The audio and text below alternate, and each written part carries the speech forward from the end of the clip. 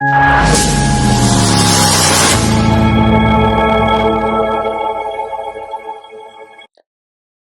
बच्चों, वेलकम है आप लोगों का सेकंड लेक्चर में इलेक्ट्रोस्टैटिक के। फर्स्ट लेक्चर में बेटा मैंने आपको बहुत चीज़ें बताई थी, जो आपके अगर आपने देखा होगा तो बहुत ही फ़ायदा हुआ होगा, आपको बहुत समझ में आया होगा, है ना बेटे? हम फ्लो में चलेंगे। सो लास्ट क्लास में जो मैंने डिस्कस किया था, मैं एक बार वो चीज़ अगर आप कहेंगे तो मैं बार-बार उस पे जाना नहीं चाहता हूँ, बट हाँ, आज का जो टॉपिक था हमारा बेटे, वो था कूलम्ब्स लॉ। अगर आपको याद हो जो आज का लेक्चर था हमारा बेटा कूलम्ब्स लॉ था। बेटे मैं इसको लॉन्ग वीडियोस बनाने से पहले मैं चाहता हूँ कि पहले आपके बेसिक्स को मैं क्लियर कर दूं, फिर मैं 2 घंटे 3 घंटे के लेक्चर्स आपको दूं तो उससे क्या होगा, आपको बेनिफिट होगा। अब मैं ये कहना चाह रहा हूँ कि मैं बेसिक लेक्चर अगर दूं नहीं आपको तो वो जो बच्चे हैं जिन्हें अभी तक समझ में नहीं आया, फिर वो बच्चों को उन बच्चों को फायदा कैसे होगा, वो कैसे बच्चे सीखेंगे, है ना? 1 महीना सवा महीना टाइम है, बट उन बच्चों का क्या होगा? तो मैं बिल्कुल वो लेके चल रहा हूँ जो बच्चा 0 लेवल पे है। तो आइए मैं कुछ रिवाइज करता हूँ। बेटे कूलम्ब्स लॉ, आपको पता है ना कूलम्ब्स लॉ की खोज क्यों हुई थी? क्योंकि हमें 2 चार्जेस, 2 चार्जेस और मल्टीपल चार्जेस। अब मैं मल्टीपल चार्जेस क्यों लिख रहा हूँ? मैं 3 क्यों नहीं लिख रहा हूँ, 4 क्यों लिख रहा हूँ? क्योंकि 3, 4, 5 सब मल्टीपल चार्जेस हो जाएंगे। तो 2 चार्जेस, देखो सिंगल चार्ज अगर है रेस्ट पे, तो सिंगल चार्ज के आसपास के इलेक्ट्रिक फोर्स को निकालने के लिए आपको पता है फॉर्मूला है electric field into magnitude of the charge.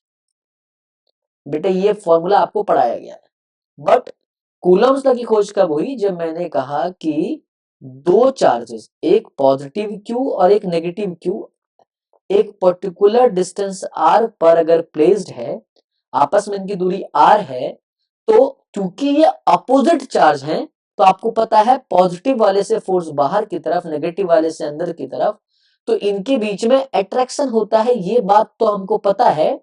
लेकिन अट्रैक्शन दोनों एक तरफ आते हैं, अट्रैक्शन होता है, लेकिन ये तो हमको नेचर ऑफ फोर्स पता चल गया। नेचर ऑफ फोर्स जो है वो तो हमको पता चल गया कि अगर अपोजिट चार्ज है तो अट्रैक्ट हो जाएगा, नेचर ऑफ फोर्स। और अगर अपोजिट चार्ज है, अगर अपोजिट चार्ज है तो अट्रैक्ट हो जाएगा, सेम चार्ज है तो रेपेल हो जाएगा। तो ये तो हमको नेचर ऑफ फोर्स पता चला गया था, परंतु मुझे फोर्स का मैग्नीट्यूड नहीं पता था कि what is the magnitude of this force. So two charge system हो या मल्टीपल चार्ज सिस्टम हो, अब देखो दो चार्ज को आप जब भी लगाओगे आप लीनियरली ही लगा सकते हो, अदर कोई ऑप्शन है नहीं आपके पास। ठीक है बेटे, इसके बीच की दूरी जो है बेटा वो r है। अगर इस पॉइंट को अगर आप इसे गोला बना दो आप इसको, तो ये प्लस क्यू है और ये माइनस का क्यू है, दोनों गोलों के बीच में दूरी जो है वो r है। मैं d भी ले सकता हूं, परंतु मैंने r लिया है। मैं फिर वही डिस्कस करूंगा बेटा कि जो बिल्कुल बेसिक से चलूंगा बस इस लेक्चर तक, ताकि 2 लेक्चर में आपको बेसिक जो है वो समझ में आ जाए। मैंने कहा ये प्लस क्यू और ये माइनस क्यू है, और ये बीच का डिस्टेंस है जो बेटा वो r है।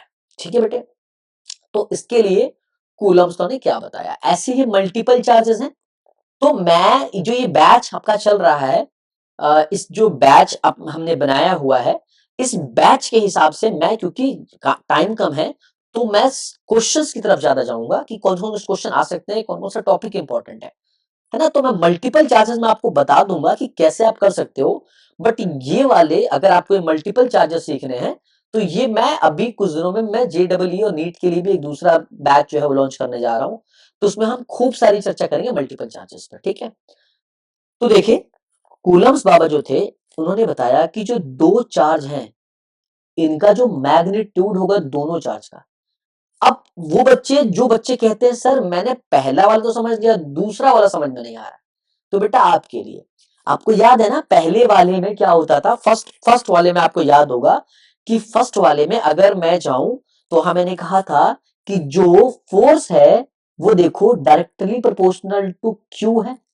अभी बच्चों को समझ में नहीं आएगा। अब चार्ज है, देखो चार्ज ज्यादा, चार्ज का मैग्नीट्यूड ज्यादा था, तभी तो इलेक्ट्रिक फील्ड भी ज्यादा था।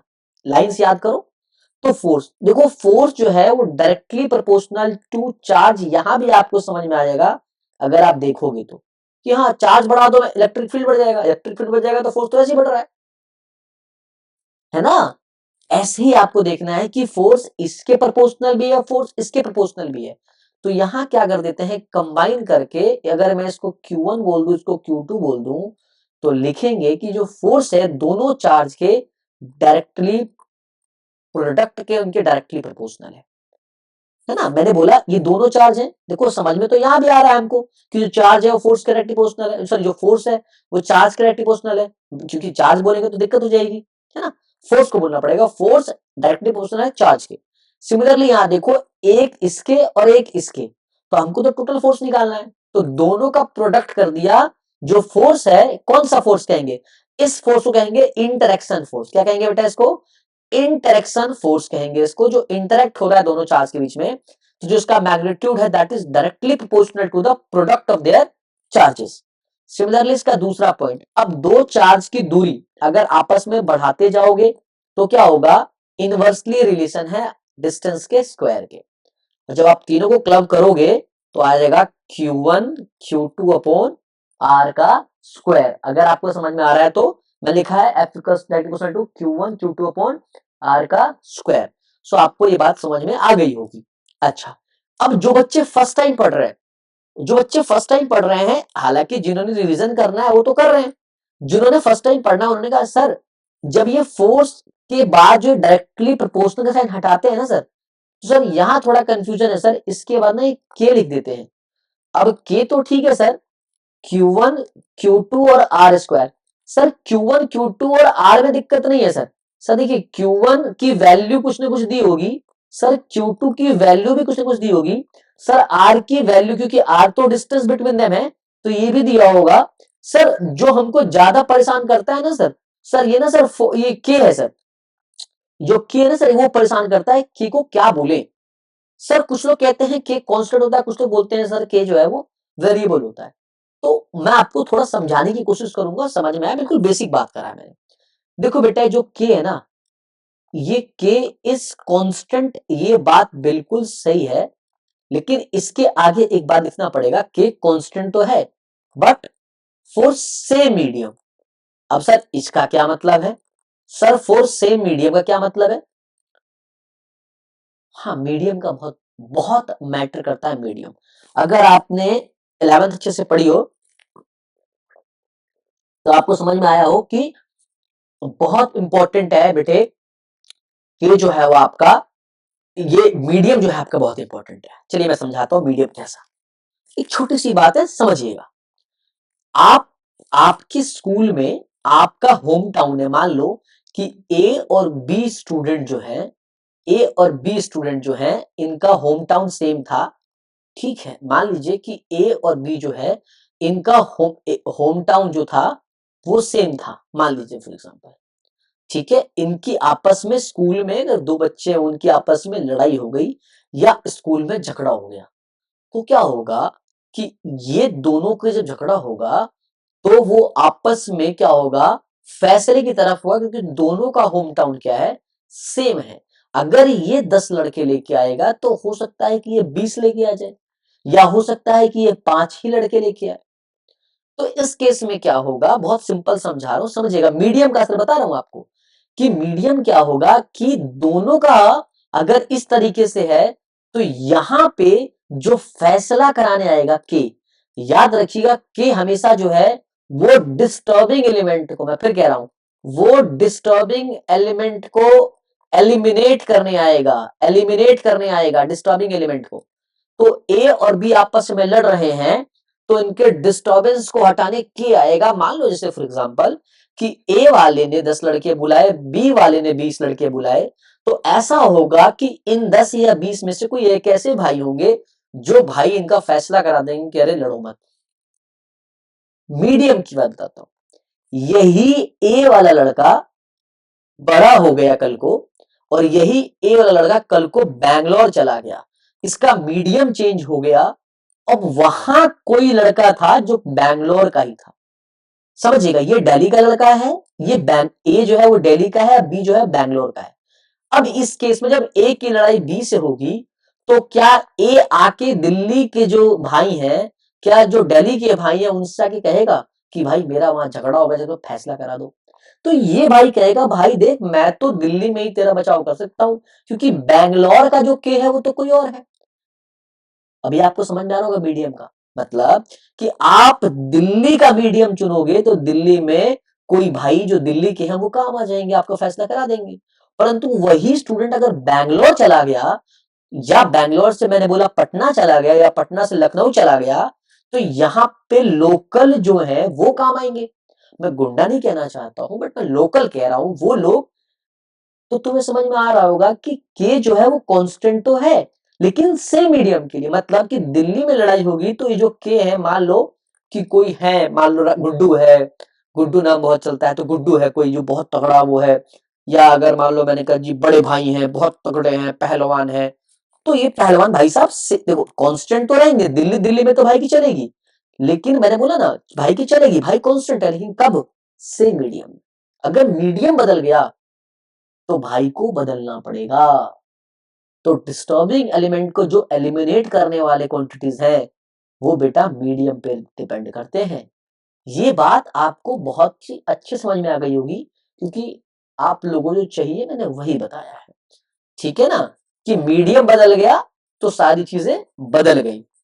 अब देखो ध्यान से, यहां मीडियम का क्या हो सकता है, जैसे अब ये दो चार्ज रखे कहां है, ये बहुत इंपॉर्टेंट है। अभी दो चार्ज अगर एयर में रखा है तो मीडियम अलग है, अगर केरोसिन में है तो मीडियम अलग है, पेट्रोल में है तो मीडियम अलग है। तुम समझ रहे हो मैं क्या कह रहा हूं।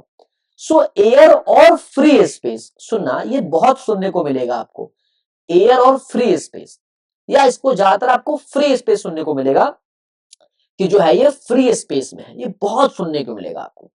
तो अगर ये फ्री स्पेस में है, फ्री स्पेस में है अगर, तो आपको के जो है वो कांस्टेंट है, कहां पे, फ्री स्पेस के अंदर ही जो है वो कांस्टेंट है। अगर आपको ये बात समझ में आ रही हो तो सेकेंडरी चीज अगर आप देखोगे तो आपको बात समझ आएगी, जैसे जैसे आप मीडियम चेंज करोगे के की वैल्यू चेंज हो जाएगी। अब फ्री स्पेस में हम क्या यूज करते हैं, फ्री स्पेस में जो हम के यूज करते हैं that is 1/4 pi epsilon not. और अगर आप इसको गंभीर तरीके से देखोगे तो चार जो है वो कांस्टेंट होता है 4, और पाई जो है कांस्टेंट है, यानी कि जो 4 पाई है वो कांस्टेंट है अनटिल और अनलेस, जब तक आप उसे खुद से नहीं हटा रहे हो 4 पाई। तो 4 भी कांस्टेंट है और पाई भी कांस्टेंट है। रही बात एप्सिलॉन की, तो एप्सिलॉन नॉट जो है, जो ये एप्सिलॉन नॉट है, इस एप्सिलॉन नॉट की मैं बात करूं तो ये एप्सिलॉन नॉट किसके लिए है बेटा, ये फ्री स्पेस के लिए है। मैं फिर बताऊं, फ्री स्पेस के लिए है। के जो है ना वो 1/4 पाई तो कांस्टेंट है, जैसे ही इस एप्सिलॉन की वैल्यू आप रखोगे तो के की वैल्यू आएगी।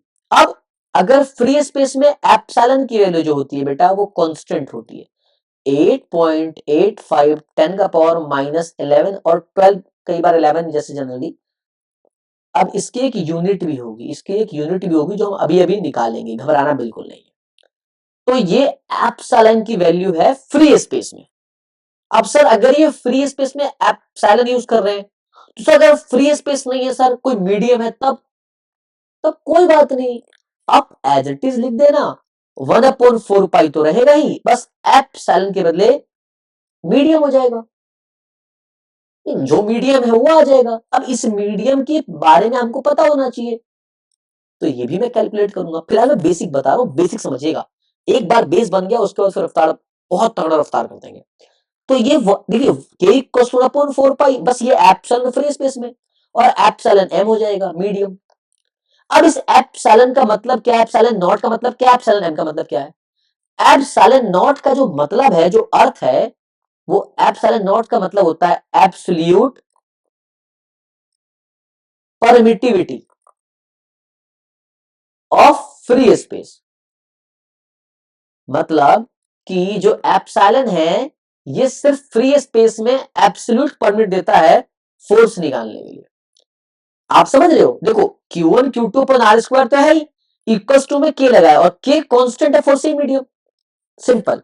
अब अगर आपने कहा कि भैया फ्री स्पेस है, अगर आपने कहा कि जी मेरा जो मीडियम है दो चार्ज के वो फ्री स्पेस है, तो फ्री स्पेस को एब्सोल्यूट परमिट कौन दे रहा है, तो एब्सोल्यूट जो परमिट दे रहा है वो दे रहा है एप्सिलॉन नॉट, और एप्सिलॉन नॉट की बेटा ये एक्सपेरिमेंटल वैल्यू है 8.85 10 का पावर -11। अब इसकी जो भी यूनिट आएगी मैं भी आपको डिटरमाइन कर लूंगा, 11 और 12 आप कर लेना जैसा भी आपको लगे, एनसीईआरटी में दिया रहेगा इधर। तो अब क्या है 4 पाई एप्सिलॉन, देखो 4 पाई यहां भी है, बस ये एप्सिलॉन एम हो जाएगा, क्लियर है। अब सर फ्री स्पेस के लिए अगर हमको फ्री स्पेस चाहिए तो सर हम बार बार क्या करेंगे, अगर फ्री स्पेस ही कहा है तो सर हम बार बार वैल्यू रखेंगे k इक्वल टू 1/4 पाई का वैल्यू होता है 3.14 इंटू एप्सिलॉन होता है 8.85 10 का पावर -11, और सर हम ये रखेंगे और बार बार सॉल्व करेंगे, तो सर हम एक बार रख के इसको कैलकुलेट कर लेते हैं, और अगर फ्री स्पेस बोलेगा तो हम डायरेक्ट के की वैल्यू याद कर लेंगे उसमें पुट कर देंगे, इसमें हमारा टाइम बचेगा। मैंने कहा यार बात तो तूने बहुत सही कही है, तो जब इसको रख के सॉल्व करोगे तो वैल्यू आएगी 9 इंटू 10 का पावर 9। अब फिर कोई इसकी यूनिट होगी, अब वो यूनिट भी डिटरमाइन करेंगे, वो यूनिट भी निकालेंगे। अब सर अगर के फ्री स्पेस नहीं हुआ तो, अरे नहीं हुआ तो 1/4 पाई एम एप्सिलॉन एम तो पता है तेरे को, हाँ वो तो पता है, तो एप्सिलॉन एम की जो वैल्यू देगा वो रख के सॉल्व कर लियो।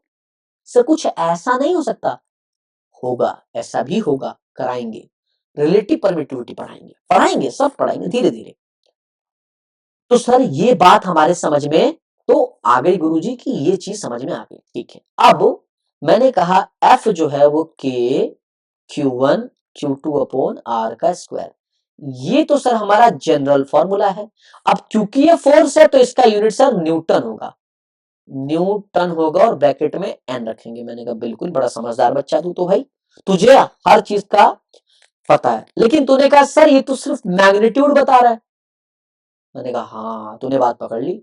अब क्योंकि सर फोर्स तो वेक्टर होता है, आपने पढ़ाया था, अब सर फोर्स वेक्टर होता है तो ये तो सिर्फ मैग्नीट्यूड बता रहा है, सर डायरेक्शन क्यों नहीं बता रहा ये, तो बेटा इसके लिए हम कूलम्स लॉ का वेक्टर फॉर्म पढ़ेंगे।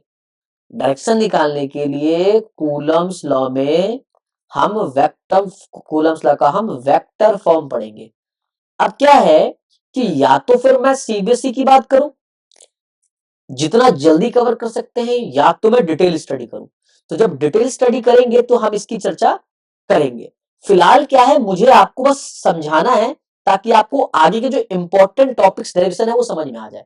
तो उसके लिए ये इंपॉर्टेंट नहीं है उतना, ये बहुत इंपॉर्टेंट है इसलिए ये पढ़ा है। बाकी अगर टाइम मिलेगा देखेंगे, अगर दूसरा कोई बैच अगर नीट वाले में आप ज्वाइन कर लेना उसमें आप देख सकते हो, ठीक है। और बेटा पूरे साल नहीं पढ़ा तो कुछ तो आपको कुछ तो आहुति देनी पड़ेगी आपको भी। तो आओ इधर, F equal to K Q1 Q2 upon R square, मतलब सर हम इसके मैग्नीट्यूड को निकालना तो सीख सकते हैं। मैंने कहा सीख सकते हैं, बट इसमें भी बच के रहना, आपको के की वैल्यू संभाल के लिखनी है, संभाल के लिखनी है। कहा जी सर, आप हमेशा पढ़ोगे कि फ्री स्पेस लिखा है कि नहीं लिखा, या एयर लिखा है कि नहीं लिखा। अगर कुछ और लिखा है तो फिर आपको उसका जुगाड़ करना पड़ेगा। अब वो जुगाड़ कैसे होता है अभी इस वीडियो में बताएंगे आपको। अच्छा, तो sir F equals to K Q1 Q2 upon R square होता है, और सर हमें एप्सिलॉन की वैल्यू तो पता है, उसका यूनिट नहीं पता। अच्छा सर हमने के की वैल्यू भी निकाल ली है, किसमें, फॉर फ्री स्पेस। मैंने कहा यार बात तो तेरी बहुत सही, तूने बहुत बढ़िया कहा। अब ये रख के अगर कैलकुलेट करोगे तो इतना आ जाएगा, ये बिल्कुल श्योरिटी से मैं कह रहा हूं, बाकी आप कैलकुलेट कर सकते हो। तो मैंने कहा F equals to K Q1 Q2 upon R square, तुमने कहा। अब देखो आपको पता है जो k है वो 1/4 पाई एप्सिलॉन है, तो 1/4 पाई एप्सिलॉन में 4 कांस्टेंट है, मतलब there is no unit, pi constant है, देयर इज नो यूनिट। तो आप देखोगे तो k जो है वो इनवर्सली है 1/एप्सिलॉन के। अब ये जो एप्सिलॉन का यूनिट होगा वो k से अलग होगा, मतलब इसको ऊपर लेके जाओगे तो माइनस हो जाएगा। तो इन दोनों में से किसी एक का यूनिट अगर पता चल जाए तो दूसरे का हम निकाल सकते हैं। बोला सर हाँ, तो पहले मैं एप्सिलॉन का निकाल लेता हूं, के का इजीली आ जाएगा। सर कैसे, अब इस के बदले अगर पुट करूं 1 F इक्वल्स टू के बदले 1/4 pi epsilon Q1 Q2 upon R का स्क्वायर। अब देख, इसी को मैं फर्दर अगर आगे लिख दूं तो फोर्स का होता है न्यूटन। अब देख, फोर्स का होता है न्यूटन, चार्ज चार्ज का होता है कूलम। चार्ज की जो यूनिट होती है वो कूलम होती है। अब एक चार्ज है, दो चार्ज है, दो चार्ज है, तो हो जाएगा कूलम का स्क्वायर डिवाइड बाई, देख फोर का होता नहीं, पाई का होता नहीं, और एप्सिलॉन का ही हमको निकालना है, और आर स्क्वायर, आर का होता है मीटर, तो मीटर का स्क्वायर हो जाएगा। अब अगर हमें निकालना किसका है, हमें निकालना ही बेसिकली किसका है बेटे, हमें निकालना ही एप्सिलॉन का है। तो इस एप्सिलॉन को ऊपर लेके जाओगे और न्यूटन को नीचे ले आओगे, तो जो एप्सिलॉन होगा वो होगा इक्वल्स टू कूलम का स्क्वायर, कूलम का स्क्वायर, न्यूटन नीचे आएगा, मीटर स्क्वायर ऊपर जाएगा। अब इसको ऊपर लेके जाओगे बेटे तो कूलम का स्क्वायर, अब न्यूटन ऊपर जाएगा तो माइनस का 1, और मीटर स्क्वायर ऊपर जाएगा तो माइनस का 2। तो that is the SI unit of epsilon, that is the unit of epsilon. तो अब आप लिखोगे एप्सिलॉन की पूरी वैल्यू कि एप्सिलॉन इक्वल्स टू 8.85 10 का पावर -11। बेटा ये याद रखना मुश्किल है मेरे लिए भी, इसलिए क्या करता हूं मैं बार बार इसकी वैल्यू निकाल लेता हूं। अब ये तो एप्सिलॉन का आ गया। अब सर हमें पता है कि के जो है वो 1/एप्सिलॉन है, तो 1/एप्सिलॉन की वैल्यू पुट करूं तो coulomb square minus metre square, जब ये सब ऊपर जाएगा तो आपका जो के है वो एग्जैक्टली बन जाएगा सी, यहां प्लस था ऊपर जाके माइनस, फिर माइनस का 1 और फिर ये माइनस का 2, तो के की जो यूनिट होगी वो ये बन जाएगी। जो के की यूनिट है बेटे फिर वो ये बन जाएगी। तो जो के की वैल्यू हम लिखेंगे 9 इंटू 10 का पावर 9, तो यूनिट लिख देंगे कूलम -2 न्यूटन, सॉरी नहीं नहीं ये माइनस हट जाएगा बेटे, सॉरी आई रियली सॉरी बेटे, यहां से क्योंकि ऊपर जाएगा तो माइनस हट जाएगा, तो आप यहां लिखोगे प्लस का, तो आप यहां लिख दोगे बेटे प्लस का, और ये मीटर का प्लस स्क्वायर। तो ये हो जाएगा आपका दोनों का यूनिट, बेटा संभाल के आप देख लेना इसकी वैल्यू के साथ। तो ये के की वैल्यू तब है जब दोनों चार्ज फ्री स्पेस में रखा हुआ हो, और ये जो एप्सिलॉन है, ये जो एप्सिलॉन है बेटे, ये एप्सिलॉन की वैल्यू तब मिलेगी जब आपको बेटा इससे काम आएगा। मैं फिर कह रहा हूं एप्सिलॉन का बेटा ये यूनिट है और के का ये यूनिट है। अब सर इतना कुछ पढ़ा रहे हो सर, एक आध सवाल तो होना चाहिए। मैं फिर से कह रहा हूं, फिर से समझ जाओ, फिर से समझ जाओ तभी काम आएगा। मैं फिर कह रहा हूं समझ जाओ तो ही काम आएगा। पहले फ्री स्पेस पे कुछ सवाल कर लो, उसके बाद हम फिर चलते हैं। इधर देखो, मैंने कहा there is a 8 micro coulomb charge plus में, यहां पे इस जगह पे है, और इस जगह पे है 6 माइक्रो कूलम चार्ज नेगेटिव है, और दोनों के बीच की दूरी है वो है 20 सेंटीमीटर। ये क्वेश्चन है। अब ये क्वेश्चन कंप्लीट है, डेटा सफिशिएंट है या नहीं, तो जवाब जाएगा बिल्कुल नहीं, क्योंकि इसका मीडियम बताया नहीं गया है। तो मैंने बोला इसका मीडियम जो है वो फ्री स्पेस है। अब जाके डेटा सफिशिएंट हुआ है, और इसमें पूछ क्या रहा है कि इंटरेक्शन फोर्स बताओ। तो देखते ही फोर्स का नेचर समझ में आ जाएगा कि अट्रैक्शन, अट्रैक्टिव फोर्स होगा, क्योंकि क्या है, अपोजिट नेचर के चार्जेस हैं। आप फोर्स का फॉर्मूला यूज करते हो के Q1 Q2 अपॉन आर का स्क्वायर। तो जो भी यूनिट दिया हुआ है हम उसको एसआई यूनिट में हमेशा कन्वर्ट कर लेंगे। अगर रेडियस सेंटीमीटर में दिया है तो ये मीटर में होता है, और यहाँ चार्ज अगर माइक्रो कूलम में दिया है तो कूलम होता है चार्ज का यूनिट। तो अगर इसको Q1 बोले और इसको हम Q2 बोले तो हम कन्वर्ट करेंगे सबसे पहले किसमें, यूनिट में। तो Q1 क्या हो जाएगा, 8 माइक्रो कूलम, मतलब वो 10 का पावर -6 कूलम। सिमिलरली Q2 क्या होगा, ये माइनस का साइन आप रख सकते हो और नहीं रख सकते हो, बता दूंगा आपको, 6 इंटू 10 का पावर -6 कूलम। अगर आप यहां माइनस नहीं भी रखोगे तो भी कोई दिक्कत नहीं है, रखोगे तो भी कोई दिक्कत नहीं है, मैं आपको बता देता हूं। अब क्योंकि आर जो है वो आपका सेंटीमीटर में है, तो you have to convert into metre, और ये सेंटीमीटर से मीटर में कन्वर्जन होता है। किसी को कन्वर्जन नहीं आता तो बेटा आप वो बता दीजिएगा, वो भी सिखाएंगे आपको क्या कर सकते हैं। अब अगर अब फ्री स्पेस बोला, जैसे ही फ्री स्पेस बोला तो हमारे दिमाग में एक बात समझ में आ गई कि यार इसने तो फ्री स्पेस बोल दिया, मतलब कि यहां पे हमें पता है कि यूज क्या होगा, के। और क्योंकि अगर मैं वापस 1/4 पाई एप्सिलॉन रखूं और सारी वैल्यू यहां रख के पुट करूं तो क्या होगा। अब बेटे अगर मैं यहां सिर्फ एप्सिलॉन की वैल्यू रखूं और फिर पूरा वही प्रोसेस करूं, हमको पता है डायरेक्ट ये 9 इंटू 10 का पावर 9 आ रहा है, तो क्यों ना मैं डायरेक्ट पुट कर दूं एफ के बदले 9 इंटू 10 का पावर 9, और Q1 क्या है पता है आपको, 8 इंटू 10 का पावर -6, और जो Q2 है वो 6 10 का पावर -6 डिवाइडेड बाई आर जो है वो 20 इंटू 10 का पावर -2। ये आर है, लेकिन यहाँ फॉर्मूले में आर का स्क्वायर है, तो इस बात को ध्यान से देखोगे तो ये आर का स्क्वायर हो जाएगा। अब आप रख के सॉल्व करोगे तो आपका जो एफ है वो आएगा 9 इंटू 8 इंटू 6। इसको पहले ऐसे लिख लेना। अब -6 और -6 माइनस का 12 होता है, और प्लस का 9। अब -12 बड़ा है +9 से, तो साइन तो माइनस ही आएगा, लेकिन 12 -9 तो माइनस का 3। अब ये पूरा स्क्वायर 20 का स्क्वायर 400 होता है, और -2 का 2 माइनस का 4 हो जाएगा। अब ये जब इसको आप नीचे से ऊपर उठा के ले जाओगे तो ये प्लस में आ जाएगा, तो भी ये क्या आएगा, मैं इसको थोड़ा सा, तब क्या होगा बेटे ये प्लस में आ जाएगा। आप थोड़ा इसको देखोगे तो ये आ जाएगा 8 इंटू 6, या तो मल्टीप्लाई करो या तो आप रहने दो, क्योंकि 9 इंटू 8 इंटू 6 10 का पावर -3 इंटू 10 का पावर 4, क्योंकि माइनस प्लस हो जाएगा। और प्लस माइनस तो आप देखोगे तो प्लस का 1 आ जाएगा, तो इसको मैं डायरेक्टली सीधा 10 लिख देता हूं, और डिवाइडेड बाई 400 सीधा सीधा आ जाएगा। अब आपको ही पता है कि ये 400 है, यानी कि डायरेक्टली मैं इसको 4 बोल सकता हूं, ठीक है, मैं इसको 4 बोल सकता हूं, और इंटू में 10 का स्क्वायर बोल सकता हूं इस 100 को। तो यहां से मैं 2 जीरो हटा दूं।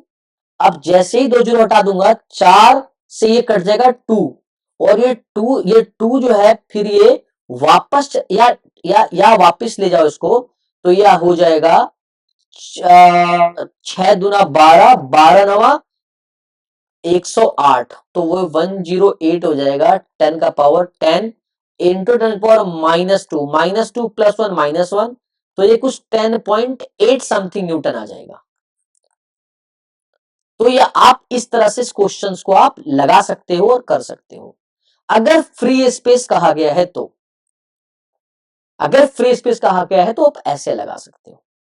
सेकेंडरी, अगर आपने उसने आपको फ्री स्पेस नहीं कहा, उसने कुछ मीडियम दे दिया, कुछ मीडियम दे दिया, तो उसके लिए क्या कर सकते हैं, ये इस पे एक छोटा सा और सवाल कर लो, थोड़ा आपके लिए आसान हो जाएगा। अब अगर हमको देखो बेटा F equals to K Q1 Q2 upon R का स्क्वायर, देखो एक बात दिमाग में बिठा लो कि ये जो K है ना, ये साला हमको कांस्टेंट ही मिलेगा, हमको मिलेगा इसकी वैल्यू, तुम टेंशन मत लो। अब ये खेलेगा कैसे, ये कभी कहेगा कि मुझे रेडियस निकाल के बताओ।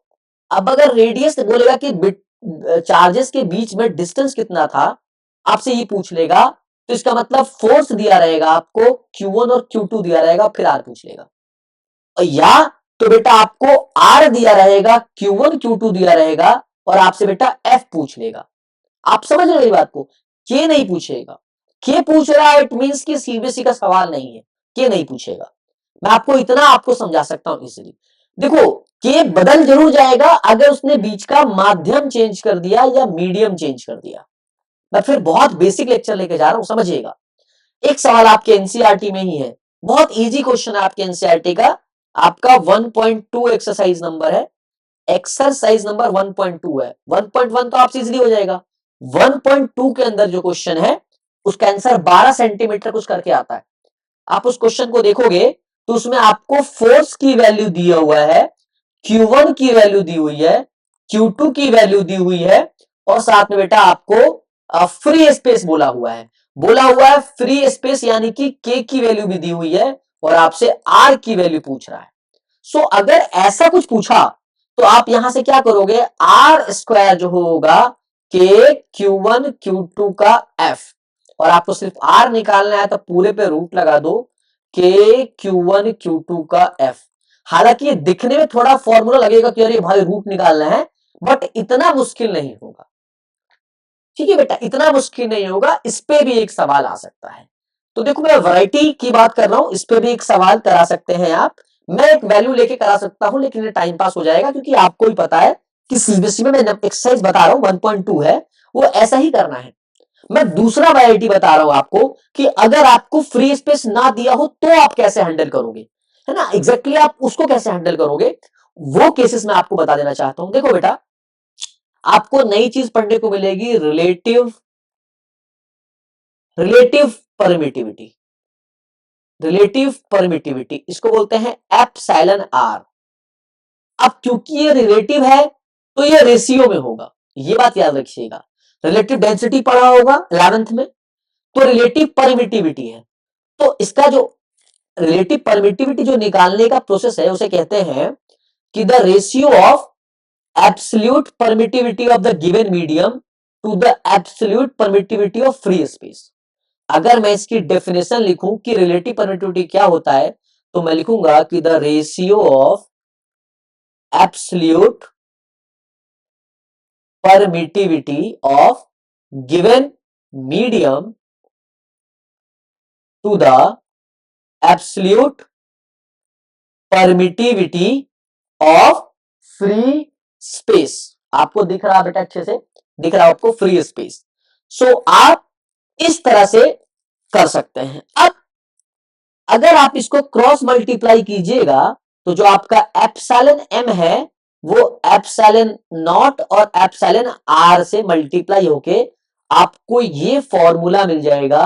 और आप याद करिए, मैंने अभी अभी आपको पढ़ाया था कि अगर के किसी मीडियम में पूछ रहा है, मैं ग्रीन पेन से मार्क कर रहा हूं देखिए, तो 1/4 पाई एप्सिलॉन एम बोलते हैं इसको। तो जैसी एप्सिलॉन एम की वैल्यू आप यहां पुट करोगे तो देखिए गिवन मीडियम में जो के पूछा गया आपसे that is 1/4 pi epsilon M, और ये एप्सिलॉन एम की वैल्यू आपको मिल चुकी है, आप यहां पुट करिए।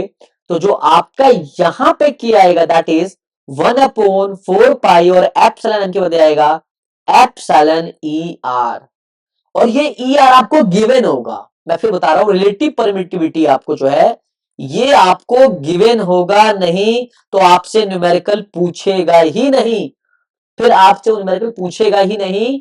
मैं फिर बता रहा हूं सीबीएसई में इससे ज्यादा मुश्किल सवाल बन ही नहीं सकता।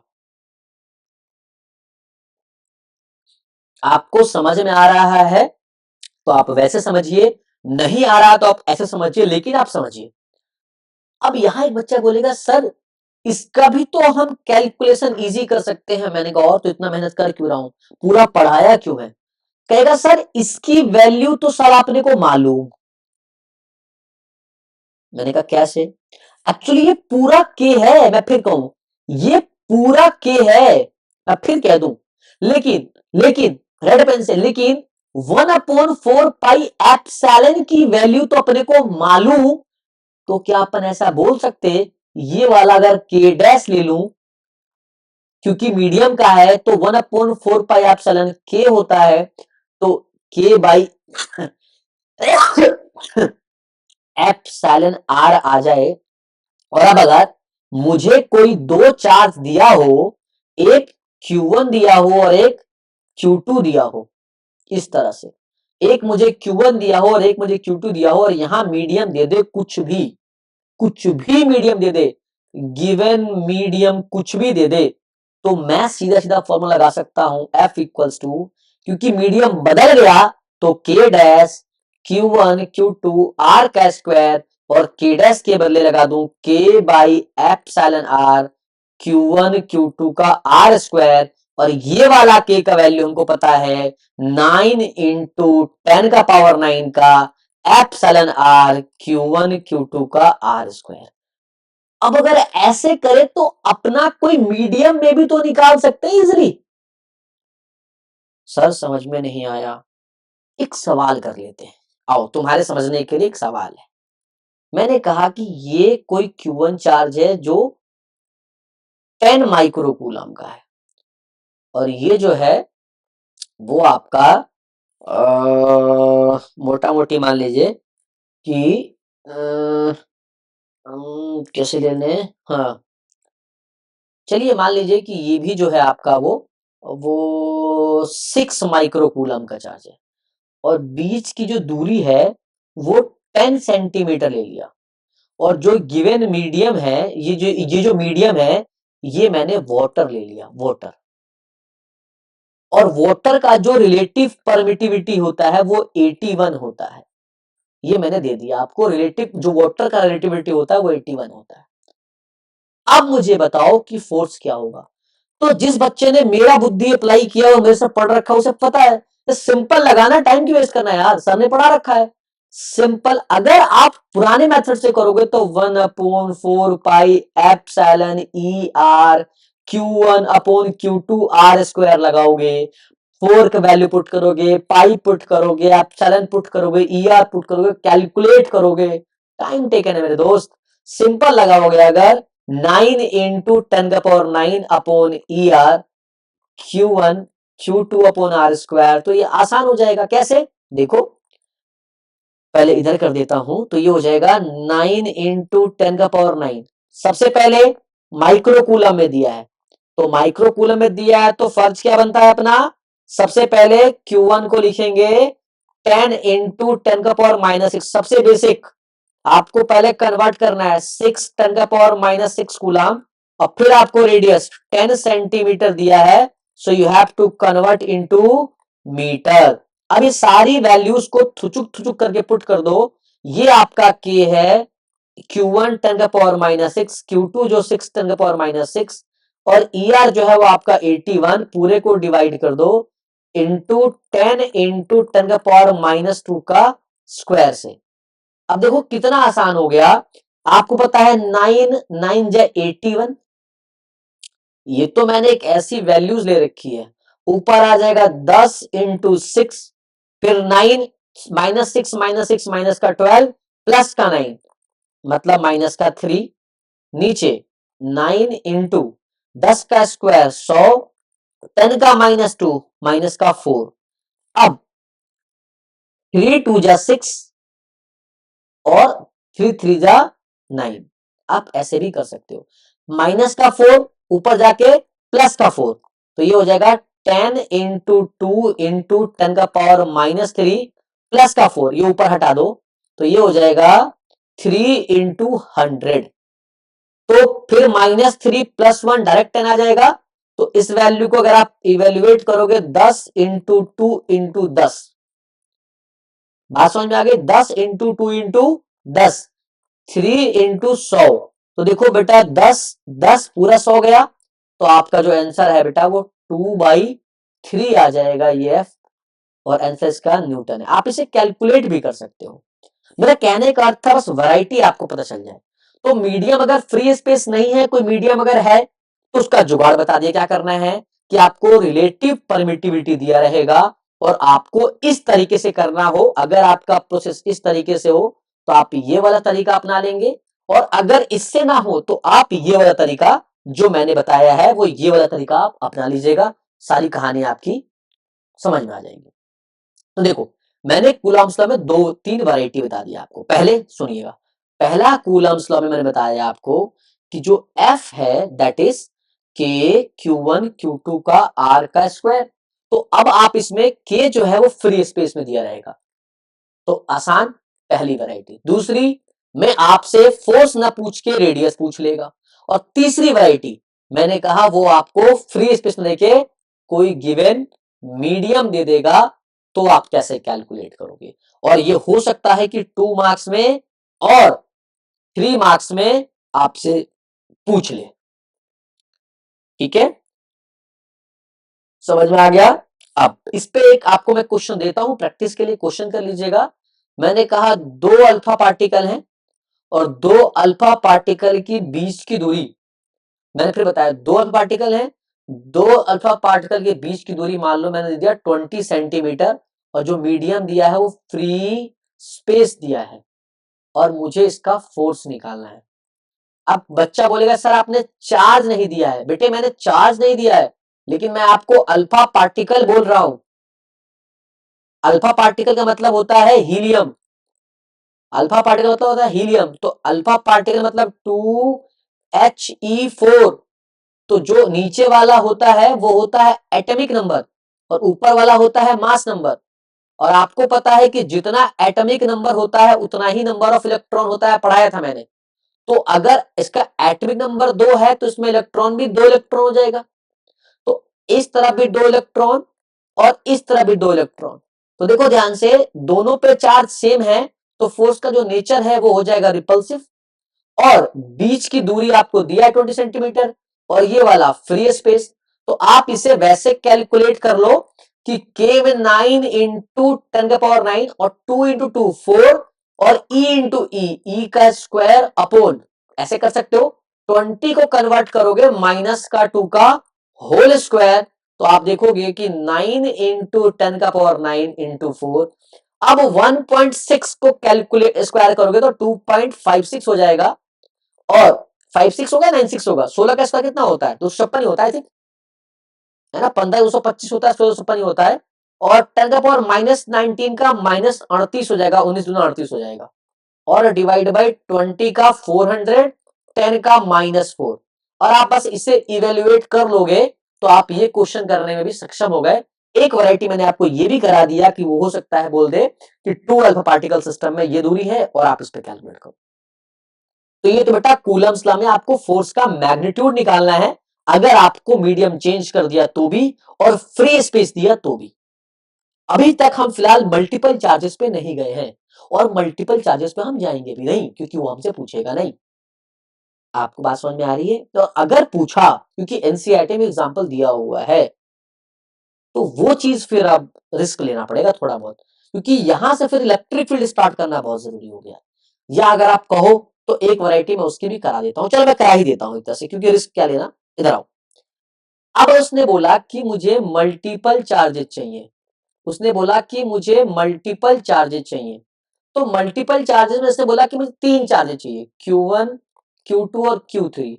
तो बेटा 3 चार्ज को आप लीनियरली भी लगा सकते हो, है ना। लेकिन इसमें कुछ खास, देखो अब Q1 यहां है, Q2 यहां है, Q3 यहां है, तो ये सवाल बन नहीं पाएगा उस हिसाब का। तो जो सीबीएसई में आपको छेड़ेंगे, वो 3 चार्ज का एक ही ऑप्शन बचता है, ट्राइंगल।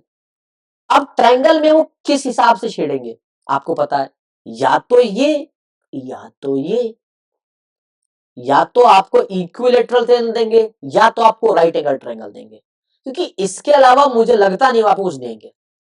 तो इक्विलेटरल ट्रायंगल देंगे या राइट एंगल ट्रायंगल देंगे। अब यहां 3 वर्टिसेस होते हैं ट्रायंगल के, तो 3 वर्टिसेस पे 3 चार्ज रख देंगे, और किसी एक पे पूछ लेंगे नेट चार्ज बताओ। अगर ट्रायंगल ए बी और सी है तो 3 चार्जेस देंगे तीनों वर्टिसेस पे, और 3 में से किसी एक पे नेट चार्ज पूछ लेंगे। या तो बी पे पूछ लेंगे या तो सी पे पूछ लेंगे, हो सकता है ए पे पूछ ले। सिमिलरली आपको राइट एंगल ट्रायंगल देंगे, ए बी और सी, और तीनों में से किसी एक पे पूछ ले। अब तुम कहोगे तो मैं दोनों वैरायटी करा दूंगा, हालांकि मैं करा रहा हूं तो मैं करा ही दूंगा, बट फिर क्योंकि ये लेक्चर लंबा हो जाएगा, और मुझे इलेक्ट्रिक फील्ड क्योंकि आज स्टार्ट करना था, तो फिर मुझे वो भी आज पढ़ाना पड़ेगा। फिर आप कहोगे सर लेक्चर बहुत लंबा हो रहा है, सर आपने तो कहा था कि शॉर्ट कराएंगे। अब शॉर्ट कराने के पीछे फिर ये बेसिक्स को रह जाएगा। चलो कोई बात नहीं, हम इसको भी डिस्कस कर लेते हैं। देखो ध्यान से, मैंने एक ट्रायंगल ले लिया, राइट एंगल, समझिएगा। अच्छा मैं कोशिश करूंगा बहुत आसान तरीके से जल्दी बताऊं। मैंने कहा अगर ये +6 माइक्रोकूलम का ए वाला है वर्टिसेस, और जो बी वर्टिसेस है ये -4 माइक्रोकूलम है, और सी वाला जो है ये भी प्लस का 8 माइक्रोकूलम है, और जो ट्रायंगल है ये इक्विलेटरल ट्रायंगल है। एक तो ये सवाल हो गया। अब इसकी जो दूरी है वो है 10 सेंटीमीटर। तो अगर इक्विलेटरल है तो तीनों होगा, A B equals to B C equals to C A B A C और क्या होता है ए बी बी सी और ए सी, हाँ ए सी, ये तीनों 10 सेंटीमीटर होगा इक्विलेटरल के हिसाब से। सिमिलरली मैं ऐसा ही सवाल ले लेता हूँ एक राइट एंगल में। देखो ये एक राइट एंगल ट्रायंगल है और ये 90 है और ये ए है, ये बी है और ये सी है।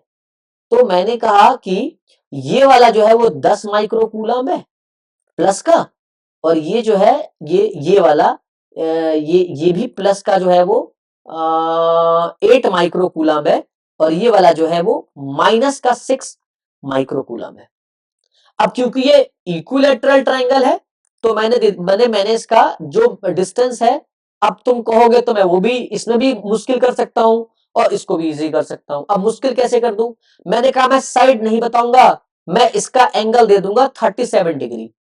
मैं इसका एंगल दे दूंगा 37 डिग्री, या तो मैं साइड बता दूं या तो मैं एंगल दे दूं। तो फिर वही है कि फिर आपको स्पेशल ट्रायंगल याद होना चाहिए। फिर आपको है जो बेटा वो स्पेशल ट्रायंगल याद होना चाहिए। अब जिसको स्पेशल ट्रायंगल नहीं याद है बेटा, फिर मेरा वेक्टर जाके देखिएगा समझ में आ जाएगा। अब अगर ये मैंने 37 डिग्री दे दिया तो ये एंगल छोटा है, ये एंगल छोटा है यानी कि साइड बड़ी हो जाएगी, साइड जो बड़ी होगी, तो ये हो जाएगा 4, ये हो जाएगा 3 और ये हो जाएगा 5, क्योंकि ये 37 90, तो ये हो जाएगा तुम्हारा जो भी एंगल आप काउंट कर लो, मैं नाम नहीं बताऊंगा, ये 90 37 तीनों 180 होता है ना, स्पेशल ट्रायंगल कहते हैं इसको। तो ये 3 ये 4 ये 5, अब अगर 37 होके 53 हो जाए, मैंने कहा 37 ये 53 है, तो जब 53 होगा तो 4 ये 3 ये हो जाएगा। तो ये ट्रायंगल पता होना चाहिए आपको, ट्रायंगल का भी वो करना पड़ेगा। तो देखो सवाल कैसे मुश्किल करेगा, सवाल कैसे आसान करेगा बेटा, इसके लिए वही बोला कि फिर पूरा साल वो देखना पड़ता। बट अब क्योंकि समय नहीं बचा तो मैं कॉम्पैक्ट कर रहा हूँ, चीजों को छोटी कर रहा हूँ ताकि आपको समझ में आ जाए। तो मैंने बता दिया स्पेशल ट्रायंगल बोलते हैं इसको, आप मेरे वेक्टर वाले जाके देख सकते हो, रिकॉर्डेड पड़ा हुआ है ना, प्लेलिस्ट पड़ी हुई है शायद वेक्टर की, नहीं है तो आप उसमें थोड़ा मेहनत कर लेना ढूंढने में। अगर ये 37 है तो ये 4 ये 3, अब ये 4 ये 3 तो अपने आप 5, 4 का स्क्वायर 16, 3 का 9, रूट में 25, 25 का बार 5, ये 37 है। तो अगर 37 नहीं है, अगर ये 37 नहीं है, ये 53 तो 37 होगा। तो ये 4 ये 3, तो फिर 4 का स्क्वायर 16, 3 का स्क्वायर 9, 25 रूट के बार 5। तो आप ऐसे कर सकते हो। अब दो सवाल है, दोनों में आपको 3 सेंटीमीटर, 5 सेंटीमीटर और 4 सेंटीमीटर दिया हुआ है। अब एक पे मैं नेट फोर्स पूछ लेता हूं सी पे, नेट फोर्स ऑन सी, और यहां पूछ लेता हूं नेट फोर्स ऑन बी। देखो आएगा तो काम यहां कूलम्स ला ही, पहले आएगा काम कूलम ला। अच्छा ये सब फ्री स्पेस देगा, ये सब आपको फ्री स्पेस देगा, सीबीएसई में हो कोई परेशान नहीं करेगा आपको, सिंपल सिंपल सवाल दे देगा, क्योंकि इतना परेशान आपको ऑलरेडी कर चुका है, फ्री स्पेस दे दिया। अब इन 3 सवालों कैसे करना है, देखो बेटा आपको अच्छे से पता है कूलम्स लॉ 3 जगह लग रहा है। कैसे कैसे देखो, ए प्लस है और बी माइनस है, तो ये बेटा अट्रैक्टिव लग रहा है, इस फोर्स को बोलेंगे एफ ए बी। अब देखो ये प्लस है और ये माइनस है, तो बेटा ये भी क्या करेगा, अट्रैक्ट करेगा, तो इस फोर्स को भी बोलेंगे एफ बी सी। अब देखो दो फोर्स आपको निकालना है, अब यहां दो फोर्स मिलेगा आपको, क्योंकि फोर्स आपको सिर्फ सॉरी, ये आपको सी पे पूछा, सी पे, तो मैंने बी पे निकाला। अब अगर सी पे निकालना है तो ये भी प्लस है और ये भी प्लस है, तो देखो ये भी इस तरफ निकल जाएगा, पॉजिटिव पॉजिटिव रिपल्सन, तो हो जाएगा एफ ए सी। अगर आप एफ बी सी में ये प्लस और ये माइनस, तो आप इसको इस तरह बनाओगे अट्रैक्शन, क्योंकि रिपल तो हो नहीं रहा है। तो आपको थोड़ा सा सॉरी सॉरी सॉरी सॉरी, ये मैं आपको बता दूं, मैंने बी के लिए बता दिया था और फिर मैं आपको सी के लिए भी बता देना चाहता था, तो ये मेरा पॉइंट था। आई होप आपको क्लियर हो। तो देखो एक तो एफ ए सी इधर आया और एफ बी सी इधर आया। अब आपको पता है कि एफ ए सी कैसे निकाला जाए, अगर मैं सिंपल सिंपल, तो आपको पता है के Q1 Q2 अपॉन आर का स्क्वायर। अब ये 10 है तो बेटा ये भी 10 ही होगा और ये भी बेटा 10 ही होगा, तो आप यहां लिखा हुआ है तो आप रखोगे के को 9 इंटू 10 का power 9, Q1 as it is, micro coulomb को कन्वर्ट कर लोगे कूलम में, इंटू 8 इंटू 10 का पावर -6 डिवाइडेड बाई 10, तो 10 सेंटीमीटर में है, कन्वर्ट इंटू मीटर, तो ये एफ बी ए सी हो जाएगा। सिमिलरली आप एफ बी सी निकाल लोगे। अब आप दो फोर्स निकाल चुके हो और दोनों फोर्स क्योंकि वेक्टर क्वांटिटी होता है, और क्योंकि वेक्टर क्वांटिटी है, अगर वेक्टर क्वांटिटी है तो ध्यान से देखोगे ये पूरा जो है ये स्ट्रेट लाइन जा रहा है, पूरा जो है वो स्ट्रेट लाइन जा रहा है। अगर आप राइट एंगल ट्रायंगल बनाओगे, चलो मैं इसको थोड़ा और अच्छे से मैं नीचे बना देता हूं। देखो ध्यान से बेटा, अगर ये राइट एंगल ट्रायंगल है तो जब रिपल्सन करेगा तो इसी लाइन को पूरा खींचेगा। अब ये पूरा लाइन है तो पूरा एंगल जो होगा वो 180 होगा, पूरा एंगल जो होगा 180 होगा। अब क्योंकि दो वेक्टर है, पूरा एंगल 180 होगा। अब एक वेक्टर इसके ऊपर है और एक वेक्टर इसके ऊपर है, एक फोर्स इसके ऊपर है, एक फोर्स इसके ऊपर है, एक पूरा एंगल 180 है। लेकिन ये एंगल पता चल जाए तो मैं इन दोनों वेक्टर का एंगल निकाल सकता हूं, मैं इन दोनों वेक्टर का एंगल निकाल सकता हूं, ये वाला। तो क्योंकि ये इक्विलेटरल ट्रायंगल है तो तीनों एंगल 60 60 और 60 होगा।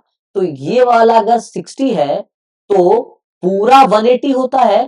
तो अगर मैं ये रेड वाला निकालना चाहूं तो 180 माइनस 60 तो क्या 120 डिग्री आ जाएगा। मतलब कि दो वेक्टर के बीच का थीटा 120 डिग्री का थीटा निकाल लिया हमने।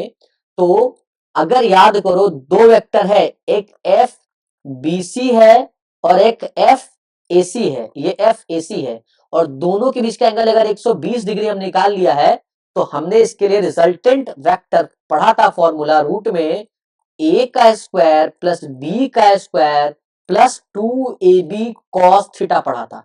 अगर आपको ये याद आ रहा है वेक्टर का तो आप यहां पे नेट फोर्स ऑन सी पे निकालने में आप यही करोगे, एफ ए बी का square plus F B C का स्क्वायर, क्योंकि दोनों फोर्स है, दोनों वेक्टर होता है, दोनों वेक्टर है, plus 2 F B C cos theta. और आपको कॉस थीटा दिया हुआ है 120, मतलब थीटा आपको 120 दिया है।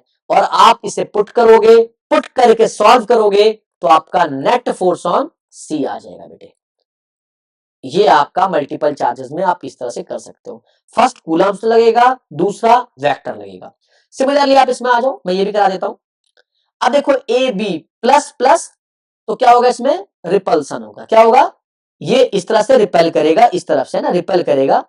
तो मैं हाइलाइटर का यूज कर लेता हूं, मैं मार्कर का यूज कर लेता हूं। तो ये देखो ये जो है ये एफ ए बी रहेगा, है ना।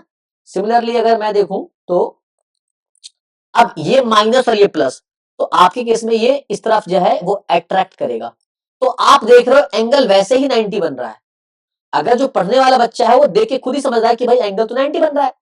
अब ये तो आसान है।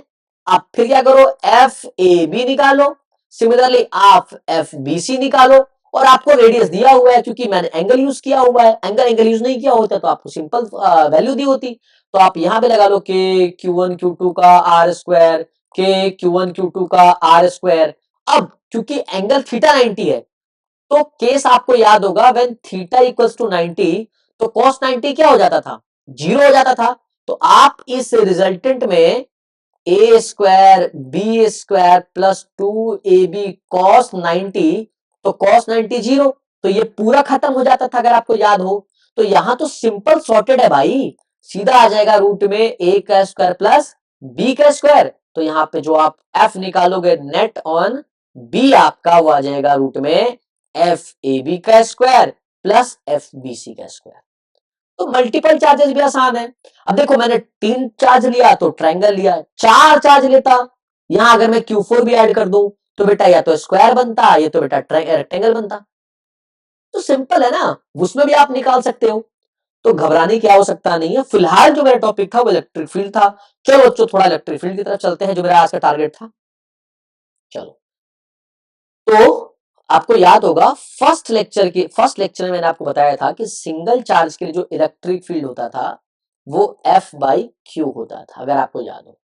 सिमिलरली सेकेंड चार्ज में भी सेम यही फॉर्मूला यूज करना, बट सेकेंड वाले में F जो है आपका वो K Q upon R square, क्योंकि जो ये Q है वही Q नीचे रहेगा तो Q से Q कट जाएगा और आपका के क्यू बाई आर का स्क्वायर हो जाएगा। यही चीज आपको यूज करना है, कुछ भी नहीं करना, कुछ भी नहीं करना। और सर अगर 3 चार्ज में इलेक्ट्रिक फील्ड पूछेगा, अरे भाई सब बता सकते हैं आपको, फिलहाल आपको यही करना है, तभी आपके मार्क्स आ पाएंगे। धीरे धीरे आप ग्रो करोगे ना बेटा। तो इलेक्ट्रिक फील्ड का फॉर्मूला आपको पता है, और इलेक्ट्रिक फील्ड का यूनिट, फोर्स का न्यूटन, चार्ज का कूलम। तो बेटा जो इलेक्ट्रिक फील्ड का यूनिट होता है न्यूटन पर कूलम। आप इसको याद रखेंगे, आगे चल के बदलूंगा, आगे चल के कुछ और भी यूनिट बताऊंगा, बट फिलहाल के लिए आपको न्यूटन पर कूलम ही आप याद रखोगे। E equals to F by Q, ये जो है उसी को याद रखना है। दो चार्ज में K Q Q by R square हो जाएगा, और ये जो क्यू होगा वो वही वाला होगा। आपको बात समझ में आ रही है या नहीं आ रही है? अगर आपको ऐसे नहीं आ रहा है तो आप ऐसे समझ लीजिएगा कि के जो है वो यहां यूज करेंगे हम, K Q one Q two R square by Q two. अगर Q2 के पास पूछा है तो Q2, और Q1 के पास पूछा है तो Q1, तो Q2 से Q2 कट जाएगा, और Q2 लोग तो वैसे भी कट जाते हैं बेटा, कटता Q2 का ही है। तो ये बेटा आप यहां से भी कर सकते हो, ये इलेक्ट्रिक फील्ड है। तो जिस तरह कूलम्स लॉ ने आप कूलम्स लॉ में आपने फोर्सेस पे पढ़ा, सिमिलरली आपको अब इलेक्ट्रिक फील्ड निकालना है। सिमिलरली क्या है, आपको इलेक्ट्रिक फील्ड निकालना है। फिर सेंटर पे इलेक्ट्रिक फील्ड क्या होगा, है ना, इस पे एक सवाल आएगा जो 3 मार्क्स में कई बार पूछने वाला सवाल है, कई बार पूछने वाला सवाल है। आपको देखिए एक चीज और नोटिस कीजिएगा, जो आपको फोर्स निकालना है तो आपको पेयर ऑफ चार्जेस चाहिए। देखिए Q1 Q2 upon are square चाहिए। जब आपको फोर्स निकालना है तो आपको पेयर चाहिए चार्जेस का, लेकिन जब इलेक्ट्रिक फील्ड निकालना है तो देखिए पेयर नहीं चाहिए, सिंगल चार्ज चाहिए। आप नोटिस कर पा रहे हैं?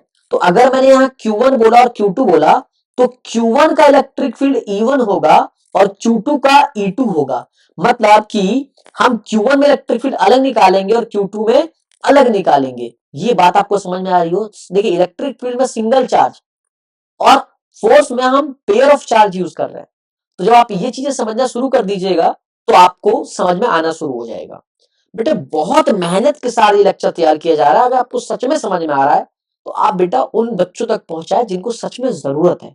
बाकी आप भी करें, तो आप एनसीईआरटी के एक्सरसाइज को आप देखेंगे या आप एग्जाम्पल को देखेंगे तो बहुत सारे सवाल आपसे लगने शुरू हो जाएंगे।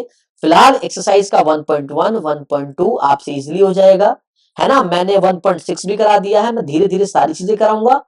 तो नेक्स्ट क्लास में जो मैं कराऊंगा बेटा वो इलेक्ट्रिक फील्ड के ऊपर क्वेश्चंस कराऊंगा, जो एग्जाम में आएगा 3 मार्क्स में। आज जो है वो कूलम्स लॉ मैंने कराया, मल्टीपल चार्जेस कराया, 2 चार्जेस के लिए कराया। तो अगर कोई आपसे पूछे कि कूलम्स लॉ को डिफाइन करो, तो क्या कहोगे? According to Coulomb's law. देखो ये रहा ना, इसको इसको डिक्टेट करो, फॉर्मूला देख के बनाओ डेफिनेशन, और डेफिनेशन बनाओ फॉर्मूला। तो क्या लिखोगे? अकॉर्डिंग टू कूलम्स लॉ, जो इंटरेक्शन फोर्स है, कौन सा फोर्स था ये? Interaction force. The interaction force is कैसा था? Directly proportional to the product of their charges and inversely proportional, inversely R square to the distance square. ये इसका आप डेफिनेशन बना सकते हो और लिख सकते हो, और उसके बाद आप इसको ड्राइव कर सकते हो, आप इसमें कहानियां लिख सकते हो, और आप उसको इस पे ज्यादातर न्यूमेरिकल्स आएगा तो आप कर सकते हो। ठीक है बेटे, आप इस इलेक्ट्रिक फील्ड को, लास्ट वाले लाइन को आप मेरी बात समझ लीजिएगा कि जब मैं नेक्स्ट क्लास में इलेक्ट्रिक फील्ड पूछूंगा तो सिंगल चार्ज के लिए भी याद होना चाहिए, डबल चार्ज के लिए भी याद होना चाहिए। क्लियर है? क्लियर है? और इलेक्ट्रिक फील्ड में सिंगल चार्ज चाहिए होता है और फोर्स में पेयर ऑफ चार्ज चाहिए होता है, 2 चार्जेस के लिए। तो इलेक्ट्रिक फील्ड हमेशा सिंगल चार्ज के लिए ही आएगा, वो उसको हम बताएंगे कैसे इसको जुगाड़ लगाएंगे, जुगाड़ बताएंगे आपको। ठीक है, तो जो नेक्स्ट क्लास हमारा आएगा बेटे वो आएगा इलेक्ट्रिक फील्ड पे, और उस पर सवाल आ सकता है। आपके फर्स्ट टर्म में भी आया होगा, फर्स्ट सेमेस्टर में आया होगा, प्री बोर्ड में आया होगा, जो पहले आप एग्जाम्स दे उसमें आया होगा। सो मैं आपको वो क्वेश्चन भी समझा दूंगा। तो बेटा आज के लिए यहाँ पे थैंक यू सो मच। आपको अच्छा लग रहा है तो आप बेटा मेरा हौसला बढ़ाइए। आप को अगर सच में अच्छा लग रहा है, पसंद आ रहा है, तो हौसला बढ़ाइए।